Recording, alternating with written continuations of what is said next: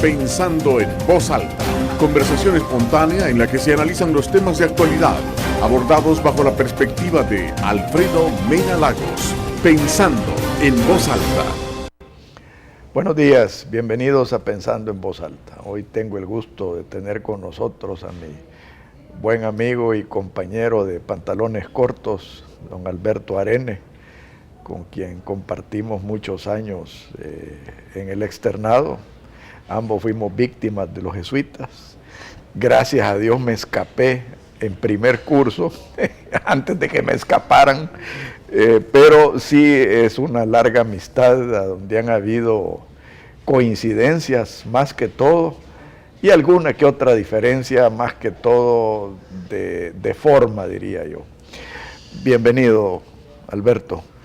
Gracias Alfredo, es un gusto estar en tu programa, gracias por invitarme y un saludo a la audiencia de este programa. En efecto tenemos coincidencias pero también diferencias y una de ellas es precisamente que en mi caso yo valoro mucho haber estudiado con los jesuitas y que le han aportado tanto a este país y al mundo y con ese papa que es jesuita, es el primer papa jesuita, a quien admiro mucho. Así que bueno, estas son algunas diferencias, pero en estas diferencias también hay coincidencias importantes y es un gusto estar acá.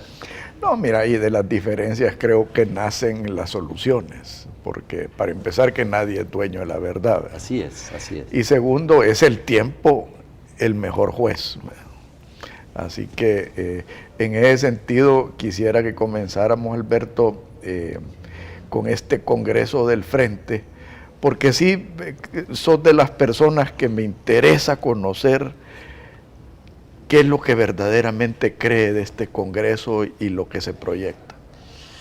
Bueno, gracias por esta oportunidad. Yo creo que independientemente de la opinión que nos merece el documento o los tres documentos, son 60 páginas, independientemente de eso que podemos conversar, yo creo que este es un esfuerzo muy serio del FMLN por primera vez en los últimos 20 años de estructurar un diagnóstico con análisis, con tesis, con cifras de la realidad del país, de lo que ha sucedido y tener una visión de mediano y largo plazo de cómo transformar el país desde su perspectiva.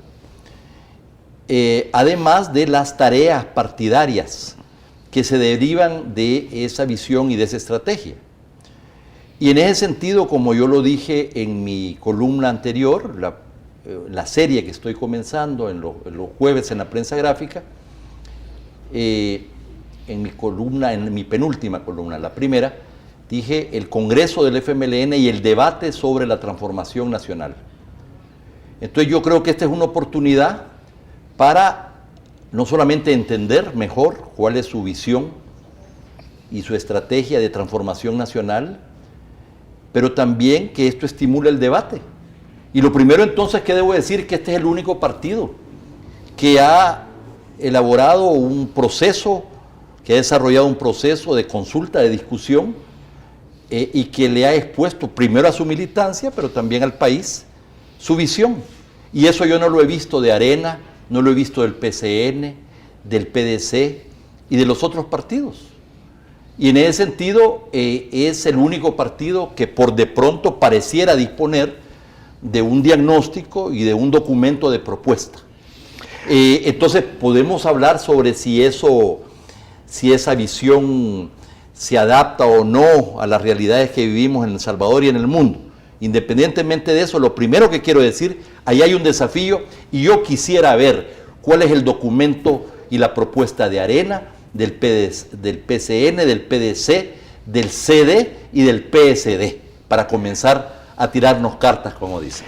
Ahora, mira, a mí, para ponerle un poco de humor a esto, porque creo que la vida necesita humor, una de las caricaturas más simpáticas que he visto a raíz del Congreso del FMLN, es una caricatura que viene un carrito rojo con Fidel Castro y Raúl Castro saliendo de un túnel. Y va otro carrito con Salvador Sánchez Serén y Medardo González metiéndose al túnel y estar Raúl y Fidel diciéndoles, ¡hey, sentido contrario! O sea, me pareció tan gracioso y sin embargo tan real, pues. Bueno, no lo he visto, pero me parece interesante la caricatura y el humor. Bueno, yo creo que ahí hay un punto, ahí hay un aspecto. Es decir, lo primero es que el documento no lo aborda. El documento no dice de manera explícita, aunque pareciera darlo a entender, que esta es una estrategia para derrotar el neoliberalismo y avanzar al socialismo, lo que implicaría superar el modo de producción capitalista, para usar el concepto correcto de la economía política de Marx. Y sin embargo, creo yo que se confunde. Una cosa es derrotar o intentar derrotar el llamado neoliberalismo, y otra cosa es pretender que en la época en que vivimos es posible superar el modo de producción capitalista, ¿verdad? Esta es una distinción fundamental, Alfredo, no es una cosa menor o solo conceptual, porque pueden haber dentro del capitalismo políticas liberales o neoliberales, keynesianas, post-keynesianas, estructuralistas, cepalinas, que no rompen con lo que podríamos llamar la ley del valor y de la ganancia como forma fundamental para dinamizar o estimular la producción y distribución de bienes y servicios. Es decir, estamos hablando que el Frente está proponiendo que va a cambiar, superar el capitalismo, y que va a trastocar la ley del valor y de la ganancia como elemento regulador fundamental que estimula la producción y distribución de bienes y servicios. Mi respuesta es no. Fíjate bien. Sin embargo, no se dice. Y en algunos momentos del documento, por supuesto, hay toda una crítica al capitalismo, pero no es un tema que se aborda de frente. Yo creo que ese es uno de los vacíos del documento, porque lo que la realidad nos demuestra es que 70 años de experimento de construir el socialismo real, que por cierto ellos también critican o reconocen que fracasó, todos los demás intentos que han habido, ciertamente en Cuba y en el llamado eje del ALBA, que ahora se está desmoronando literalmente a partir del colapso de Venezuela, lo que nos indica es que esos intentos de transformar ese sistema en una vía socialista radicalmente diferente fracasaron. Y para terminar con la caricatura, lo que tú planteas, yo creo que el restablecimiento de las relaciones entre Estados Unidos y Cuba, que aplaudimos, hace mucho tiempo que debería de haber sucedido eso, es un anacronismo de la política norteamericana.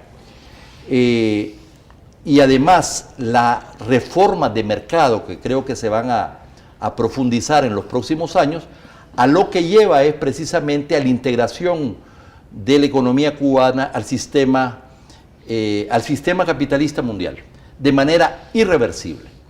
Entonces, en ese sentido, tu caricatura me parece que es interesante. No, mira, la caricatura no es mía, yo solo la encontré fascinante, ¿verdad? Porque la verdad que hay cosas que están sucediendo y después quiero parafrasear el concepto del vacío tuyo. En Cuba, tú sabes que la familia Fanjul eran dueños de muchas tierras, de ingenios, y que se convirtieron en los cañeros más importantes de los Estados Unidos y los azucareros más importantes de los Estados Unidos. Y resulta paradójico que la monarquía castrista ahora esté invitando a la familia Fanjul a regresar a Cuba, porque el sistema socialista cubano no puede manejar los ingenios de azúcar. Luego tenemos el ejemplo de la China. Y eso significa, dicho sea de paso, que ya no se van a manejar desde el Estado en forma planificada, sino que va a ser el sector privado, conocedor de este negocio, con una política, dijéramos precisamente, de rentabilidad, para hacer rentable el negocio y que puedan crecer, desarrollarse, ofrecer buenos empleos, diversificarse y ser competitivos en la industria, no solamente azucarera, pero de todos los derivados de la industria del azúcar. De eso estamos hablando. Así o sea, es. van a desarrollar de manera capitalista la producción de azúcar y de los rones. Ahora, veamos el otro ejemplo, la China, entre comillas, comunista. O sea, te digo, el capitalismo en China es casi capitalismo salvaje, lo que han criticado muchos papas. O sea, si tú ves el tipo de capitalismo que se está practicando en China, especialmente en el aspecto laboral y en el aspecto regulatorio, es un capitalismo salvaje. Excelente que toques el tema. El genio que fue Deng Xiaoping, ¿verdad? Contrario a las políticas de Mao Zedong que empobrecieron a China, él planteó de que no importaba de qué color era el gato, sino de qué clase de ratones. Así es. Y él en su visión dijo, no es posible construir el socialismo si no desarrollamos las fuerzas productivas. Y no podemos desarrollar las fuerzas productivas si no desarrollamos el capitalismo en China. Y eso implicó toda una serie de reformas profundas, institucionales y de políticas públicas para atraer la inversión extranjera, y no de micro y pequeñas y medianas empresas, sino de grandes empresas de Japón, de Estados Unidos, de Europa, del occidente, para que fueran a producir, ¿verdad? Y a desarrollar las plataformas productivas y exportadoras desde China, con las grandes multinacionales.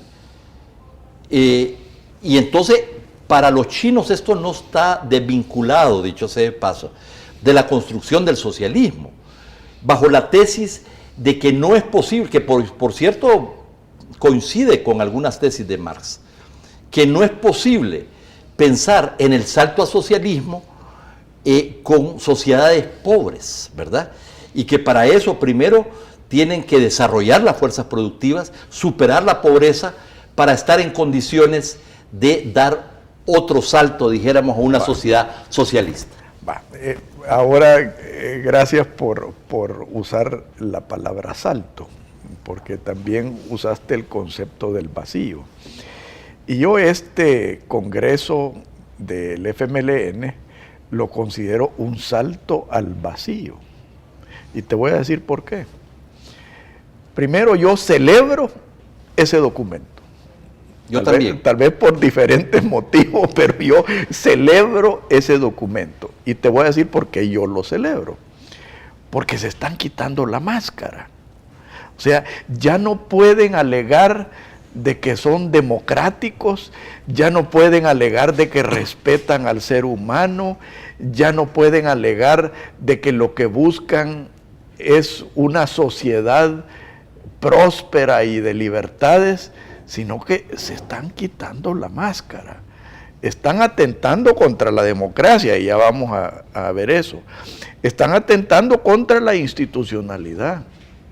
Están atentando contra la esencia del ser humano.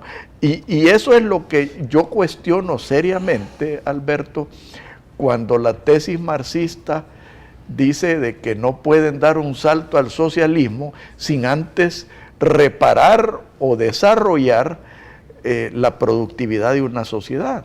Pero eso no necesariamente, ojo, es la tesis que se está manejando en este documento. Yo cité la tesis de los chinos y de los mismos vietnamitas, sí, pero no necesariamente eso está recogido. Y cuando tú ves el tema de desarrollar el capitalismo o de jalar y promover inversión privada nacional y extranjera, y sobre todo de empresas medianas y grandes, eso no se recoge en el documento. No, y muy a conveniencia, porque, y de nuevo, se están quitando la máscara. O sea, para mí el pretender desarrollar la maquinaria productiva de una sociedad haciendo uso de los esquemas capitalistas, e ignorando la naturaleza humana, es una contradicción por excelencia. Bueno, pero vamos a ver, esto puede ser un tema ideológico también, o de punto de vista. Yo coincido, para mí la democracia representativa en occidental es el orden político con el que yo me identifico, ¿verdad? Donde hay elecciones libres, respeto a los derechos humanos, separación de poderes, alternancia en el poder, etcétera. Libertades individuales. Y libertades individuales, libertad de medios de comunicación. Derechos individuales. Etcétera. Y derecho de las minorías. Ese es el orden político con el que nos identificamos, ¿verdad? Y eso, dicho sea de paso, con una economía social de mercado, es la base también de un pensamiento socialista democrático o socialdemócrata con el que yo me identifico, ¿verdad? Y es precisamente social cristianos, socialdemócratas y liberales los que han hecho la Europa próspera que conocemos. Está dibujando el mapa político de Alemania. Así es, así es. Entonces lo que quiero decir con eso, este es el orden. Pero desde una visión, llamémosle socialista revolucionaria o marxista-leninista, el capitalismo es la negación de la condición humana y por lo tanto y el sometimiento de la gente a la lógica del capital. Y entonces desde esa perspectiva los conceptos que acabas de emitir tú son considerados conceptos de la ideología burguesa. Hamburguesa. Burguesa, claro, burguesa. No, hamburguesa. Hamburguesa. Que vienen de Hamburgo. Bueno, y que en ese sentido son una negación de la condición humana. Y por lo tanto, bajo esa perspectiva, ¿verdad? La emancipación humana pasa por la destrucción del capitalismo y la esclavización del ser humano. Y el impulso de una sociedad socialista, ¿verdad? Que libere a los seres humanos del yugo del capital. Es decir, esa es la visión. Y que los esclavice bajo el yugo de las oligarquías corruptas de la nomenclatura. Bueno, entonces, pero yo lo único que estaba diciendo, sin ser ese mi pensamiento, es que tu visión ideológica se contrapone a esta otra visión. Por supuesto. Y lo que tú llamas esclavitud para esta gente es liberación. Entonces es importante entender... ahí el salto al vacío. Y bueno. Por favor, no nos cambie, ya volvemos.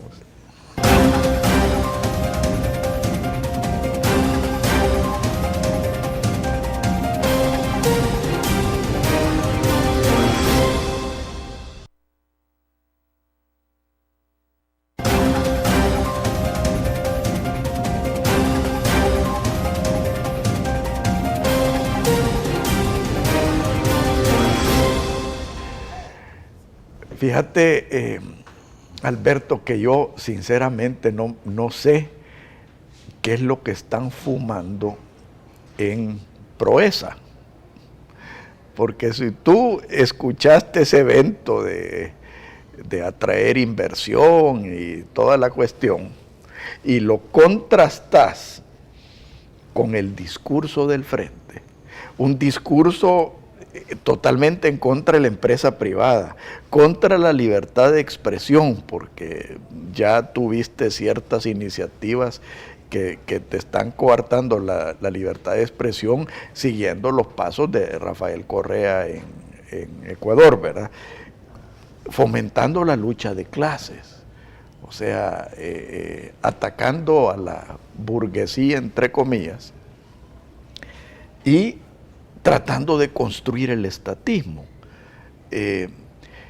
¿Cómo describirías tú esa contradicción en términos de lo que dicen que quieren hacer después de haber fumado algo extraño en Proesa y el discurso que están manejando a nivel político?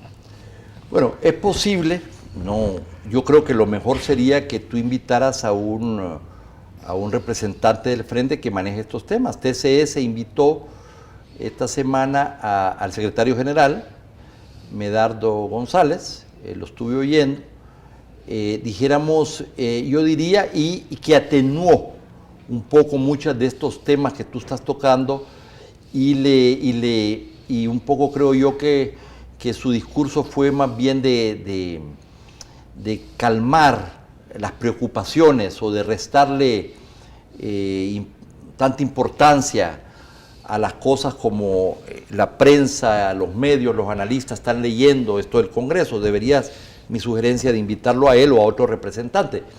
Pero yo creo que ellos distinguirán entre lo que es el partido y lo que es el gobierno en esta etapa. Es decir, el gobierno es el objeto de otras determinaciones, de otras influencias, de otros intereses que deben de ser conciliados. Mientras que en el programa del partido se expresa su análisis de la realidad y su gran proyecto estratégico de mediano y largo plazo. Y aquí el tema es cómo se llega de la situación en que está la sociedad salvadoreña y el gobierno salvadoreño ahora a esos otros estadios, dijéramos, que se plantean en el documento. Por ejemplo, yo entiendo que Proesa está a favor de la promoción de inversiones, no solamente de los pequeños y medianos, sino de grandes empresas, ¿verdad? Y hay apuestas para desarrollar inversiones. Ahí, por cierto, tenemos a un común amigo y apreciado amigo, Carlos Federico Paredes, que está jugando... Que espero que no sea de los que está fumando cosas extrañas. Bueno, él pareciera que está contribuyendo, lo han dejado trabajar y está trabajando pues por fomentar las exportaciones, ¿verdad? Inversiones y exportaciones. Así que yo diría que no hay duda de que hay una contradicción en el sentido de que estos mensajes o algunos de los mensajes que se expresan en el documento y en el discurso mismo del mismo secretario general entran en contradicción no solamente con los inversionistas y con el empresariado local, pero también internacional. Y muchos inversionistas, cuando deciden invertir en un país, una de las cosas que hace primero es estudiar las calificadoras de riesgo. Y el ambiente político. Y el ambiente político. Y también hablan con las cámaras empresariales o con los otros empresarios, ¿verdad? Para opinar, bueno, cómo ven las leyes, cómo ven el ambiente, el clima de inversiones, qué significa este ruido en torno a este Congreso. Y por lo tanto, si tú tienes a un empresariado nacional confrontado, dijéramos, con el gobierno. Y alarmado. ¿Verdad? Y preocupado, pues esto no ayuda a atraer muchas inversiones. De ahí, dijéramos, la contradicción que aparentemente el partido cree que pueden administrarla, ¿verdad? Yo creo que es difícil, pero bueno. Yo no diría que difícil, Alberto, porque yo sí, sinceramente, creo que la gente más inteligente en el mundo está en Wall Street. Y esa gente estudia todo lo que está sucediendo. Entonces, yo no te voy a decir de que van a ver la caricatura que nosotros, pues que por lo menos que yo vi me causó tanta gracia. Pero sí, las contradicciones saltan a la luz. O sea, las estadísticas económicas saltan a la luz. Bueno, pero por ejemplo, te van a decir de que en el gobierno del presidente Funes se recibió una economía de bajo crecimiento que además fue impactada por la crisis internacional. El producto cayó... En parte causada por la gente más inteligente del mundo. Así es, ¿verdad? y el laissez-faire, laissez-passer Sí. del liberalismo extremo, que no tuvo las regulaciones específicas en la banca, en los subprimes, etcétera. De acuerdo, es lo que yo le llamo la derecha perversa. Bueno, pero acuérdate que esta visión ha estado asociada a veces con un liberalismo extremo donde no hay regulaciones del Estado, etcétera. O sea que ahora hay una relectura del tema, pero ese no era quería desquitármela, entonces tenía que entrar. Pero bueno. Pero fíjate que más que no hayan regulaciones, más bien esta falsa derecha, así la califico yo, quieren regulaciones hechas a la medida. Y he ahí los problemas. O sea, tú ves el desastre económico ocasionado por la banca en los Estados Unidos, fue por regulaciones hechas a la medida. Entonces el tráfico de influencia, ¿verdad? Correcto. Donde ya no sabes dónde termina el interés privado y las grandes corporaciones y dónde comienza el del Estado, que es parte del problema que hemos tenido precisamente en este país y que entonces es un flanco muy fácil de aquellos que adversan el sistema, porque te dicen, bueno, este ha sido un sistema básicamente de capitalismo patrimonialista, ¿verdad? Por eso es que yo soy crítico del concepto que es el neoliberalismo, ¿verdad?